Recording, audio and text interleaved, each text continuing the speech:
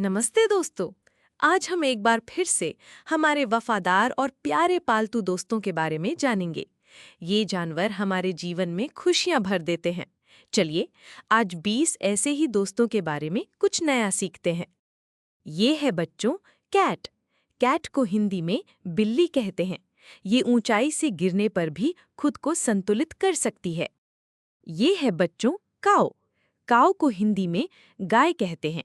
ये अपने दोस्तों के साथ रहना पसंद करती है और अकेले होने पर दुखी हो जाती है। ये है बच्चों याक। याक को हिंदी में याक कहते हैं। ये ऊंचे पहाड़ों पर रहने वाला एक मजबूत जानवर है। ये है बच्चों गोट। गोट को हिंदी में बकरी कहते हैं। ये खाने के मामले में बहुत चतुर होती है और कड़वी चीजों से दूर रहती है। ये है बच्चों शीप। शीप को हिंदी में भेड़ कहते हैं। ये अलग अलग इंसानों और भेड़ों के चेहरे याद रख सकती है। ये है बच्चों डक। डक को हिंदी में बतख कहते हैं। इसके पैर इसे तैरने में मदद करते हैं, लेकिन जमीन पर ये अजीब तरह से चलती है। ये है बच्चों पिग। पिग को हिंदी में सूअर कहते हैं।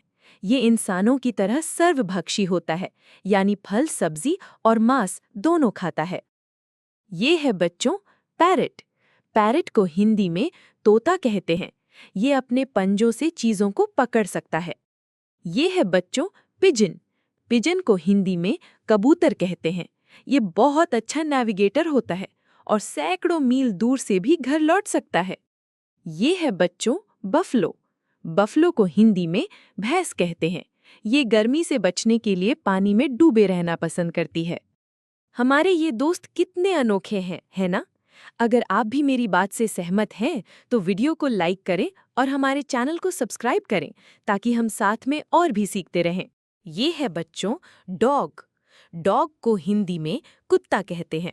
ये इंसानों का सबसे अच्छा दोस्त माना जाता है। ये है बच्चों लामा। लामा को हिंदी में लामा कहते हैं।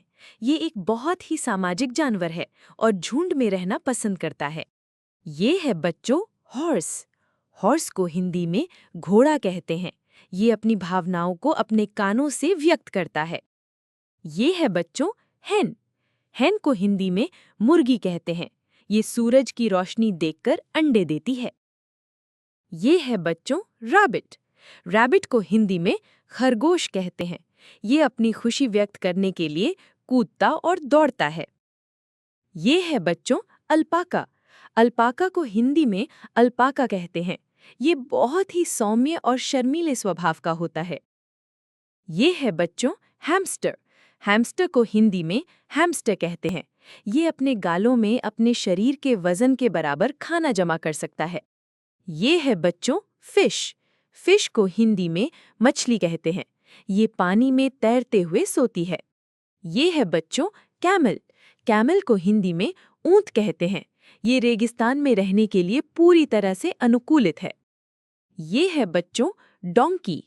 डोंकी को हिंदी में गधा कहते हैं।